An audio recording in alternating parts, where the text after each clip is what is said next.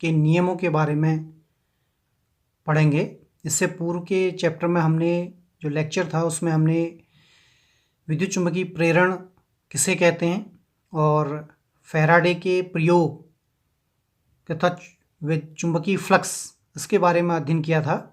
तो आज हम लोग विद्युत चुम्बकीय प्रेरण के जो 2 नियम हैं उनके ऊपर चर्चा करेंगे। इसमें जो पहला नियम है जो माइकल फैराडे ने दिया था, उसमें पहला नियम का जो स्टेटमेंट है वो है कि जब किसी विद्युत परिपथ से बद्ध चुम्बकीय फ्लक्स में परिवर्तन किया जाता है तो परिपथ में एक प्रेरित विद्युत वाहक बल उत्पन्न होता है।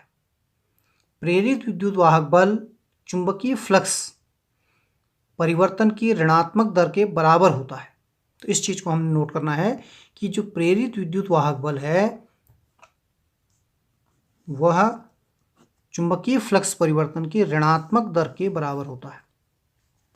ऋणात्मक इसलिए है क्योंकि जो प्रेरित विद्युत वाहक बल है वह क्योंकि उस परिवर्तन का विरोध करता है जिसके कारण वह स्वयं उत्पन्न होता है। अभी हम लेंज के नियम में पढ़ेंगे तो इसलिए यहाँ ऋण चिन्ह आता है। ऋण चिन्ह का मतलब है कि यह जो है उसके विरोध का प्रदर्शन कर रहा है, उसकी दिशा को प्रदर्शित कर रहा है।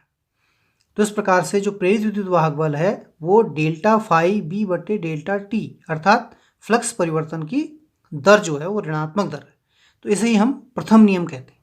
और प्रथम नियम में ये भी है कि जो बद्ध चुंबकीय फ्लक्स है उसमें परिवर्तन होना चाहिए, अर्थात चुंबकीय फ्लक्स में जैसे परिवर्तन होगा उसी के अनुसार जो है विद्युत वाहक बल परिवर्तन होगा, विद्युत वाहक बल पैदा होगा।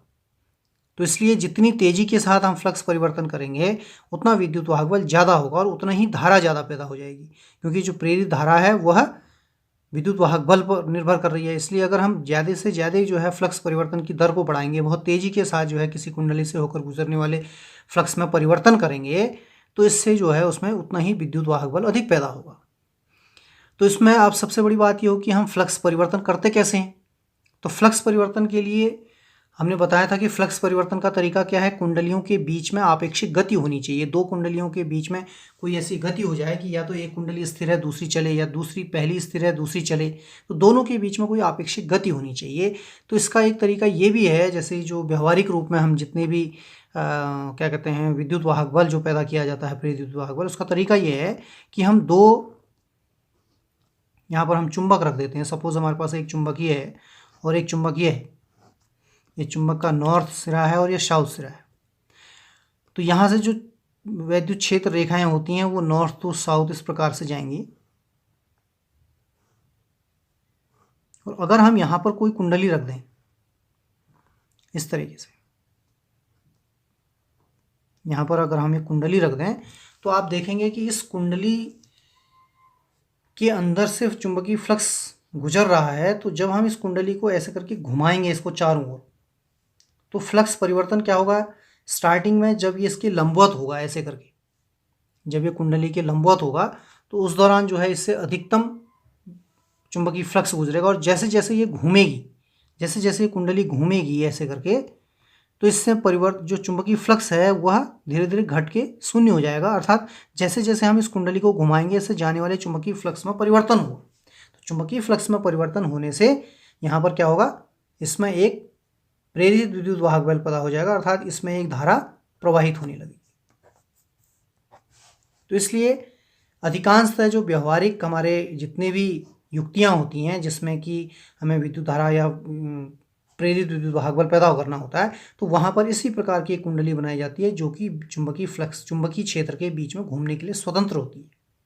तो इस प्रकार से जितने भी हमारे जनरेटर्स हैं, तो जनरेटर में यही युक्ति होती है कि उसमें हम एक कुंडली को 2 जो है क्षेत्र चुंबकों के बीच में रखकर उसको घुमाया जाता है और उसको घुमाने से फ्लक्स परिवर्तन होता है और फ्लक्स परिवर्तन होने से हमारे पास एक विद्युत धारा पैदा हो जाती है। तो ये हमारा प्रथम नियम है जो ये कहता है, जिसका जो हमें डायरेक्टली सीधे सीधे अगर हम देखें तो E = -dφ/dt। अब इस प्रकार से अगर हम द्वितीय नियम की बात करें तो जो दूसरा नियम है उसे लेंज का नियम भी कहते हैं। तो ये नियम ये कहता है कि किसी विद्युत परिपथ में प्रेरित विद्युत वाहक बल अथवा प्रेरित धारा सदैव उस कारण का विरोध करती है जिसके कारण वह स्वयं उत्पन्न होती है। अर्थात प्रेरित धारा पैदा हो रही है या प्रेरित विद्युत वाहक बल पैदा हो रहा है तो वह उस पैदा होने का विरोध करेगा ताकि वो पैदा न हो। तो इसे हम ऊर्जा संरक्षण का सिद्धांत के आधार पर यह हमारा जो लेंज का नियम है वो आधारित होता है। इसका फायदा यह है कि लेंज के नियम से हम किसी भी परिपथ में प्रवाहित प्रेरित धारा की दिशा को कैलकुलेट कर सकते हैं कि किस कहाँ को बहेगी। तो यहाँ पर समझने के लिए, इसको समझने के लिए हमें सबसे पहले ध्यान देना होगा कि यदि कोई धारा एंटी क्लॉकवाइज बह रही है किसी परिपथ में तो इसका मतलब है वो सिरा नॉर्थ, चुंबक का नॉर्थ सिरा हो जाता है। अगर धारा क्लॉकवाइज बह रही है इसका मतलब है चुंबक का, उसको हम साउथ सिरा कहते हैं, अर्थात वो दक्षिण ध्रुव है। इसको अगर हम समझेंगे इस कॉन्सेप्ट को लेके तो आप देखेंगे यहाँ पर जैसे हमारे पास हमने एक कुंडली ली है, इस कुंडली के बगल में हम एक चुंबक को का नॉर्थ सिरा इसके नज़दीक ला रहे हैं, अर्थात हम इसमें इससे गुजरने वाले फ्लक्स को बढ़ा रहे हैं, क्योंकि जितना इसके नज़दीक लाएंगे उतना इससे गुजरने वाला फ्लक्स बढ़ेगा। तो जब इसका फ्लक्स बढ़ेगा तो लेंज का नियम ये कहता है कि यह उस कारण का विरोध करेगा जिस कारण से यहाँ पर प्रेरित धारा बह रही है। प्रेरित धारा इसके नज़दीक आने से बह रही है, फ्लक्स बढ़ने से बह रही है, तो इस कारण से क्या होगा कि यह इसका विरोध करेगा। अर्थात विरोध करने का मतलब है, विरोध कब होगा, जब नॉर्थ को क्या करता है, रिपेल करता है। इसका मतलब है कि यह जो है धारा इस प्रकार से बहेगी ताकि ये सिरा इसका नॉर्थ हो जाए, क्योंकि नॉर्थ सिरा क्या करेगा, इसको रिपेल करेगा, क्योंकि समान ध्रुव एक दूसरे को प्रतिकर्षित करते हैं। अर्थात अब ये नॉर्थ ध्रुव कब बनता है, जब धारा कैसे बहती है, एंटी क्लॉकवाइज, घड़ी की सुई की विपरीत दिशा में जब ये बहेगी तो इसका मतलब है एंटी क्लॉकवाइज बहेगी। तो यहाँ से जो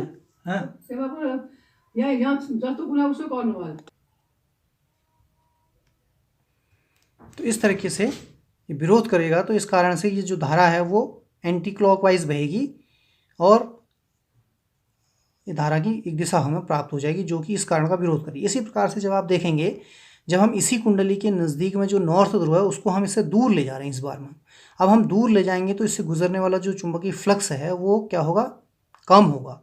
अब ये धारा इस प्रकार से इसमें परिपथ में बहेगी कि इसका कम होने का विरोध करेगा, अर्थात इसको दूर नहीं जाने देगा। दूर न जाने देने का मतलब है यहाँ पर इसका ऐसा ध्रुव बनेगा जिससे कि नॉर्थ को इस बार अट्रैक्ट करे, तो नॉर्थ को जो है क्या करेगा, साउथ बन जाएगा, अर्थात ये साउथ ध्रुव बन जाएगा। अब साउथ में कब होता है, जब धारा क्लॉकवाइज जाती है, अर्थात इस वाले परिपथ में हमारी जो धारा है वो घड़ी की सुई की दिशा में घूमने लगेगी, अर्थात इसके विपरीत दिशा। इसी प्रकार से आप साउथ ध्रुव के लिए भी, जब हम इसको साउथ को इसके नज़दीक लाएंगे या दूर लाएंगे, उसके लिए भी आप इसको दिखा सकते हैं कि किस प्रकार से इसमें धारा बहेगी।